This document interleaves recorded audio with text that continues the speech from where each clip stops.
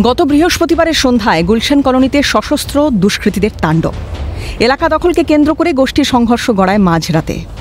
বেশ কয়েকজন গ্রেপ্তার, কিন্তু এখনও অধরা মূল অভিযুক্ত মিনি ফিরোজ। পুলিশ তাকে খুঁজে না পেলেও সোশ্যাল মিডিয়ায় পুলিশ আর নেতাদের কার্যত হুমকি দিচ্ছে ফিরোজ। আইনকে বুড়ো আঙুল দেখিয়ে গুলশান কলোনিতে এখন অবৈধ নির্মাণের কারবার। যোগ আছে নাকি বাংলাদেশ অনুপ্রবেশকারীদের, আছে দুর্বৃত্তদের বাড়াবাড়িও। স্থানীয় বড় চেয়ারম্যান সুশান্ত ঘোষকে খুনের চেষ্টার মূলেও নাকি এই গুলশান কলোনি। সেখানেই এবার মিনি ফিরোজের তাণ্ডব। একই কাণ্ড কি ট্যাংরাতেও? বুধবার গভীর রাতে দুষ্কৃতীর তাণ্ডব বহুতল আবাসনে। গুলশান কলোনির মতো ট্যাংরাতেও কয়েকজন গ্রেপ্তার, কিন্তু অধরা কেন ফিরোজ? কার হাত তার মাথায়? ফিরোজ কি ভোট লুটের সম্পদ? ফিরোজের দাবিও বলে সে কথা।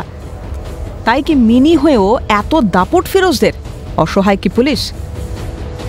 আমাদের টিম কাজ করছে, আমি এটা বলতে পারি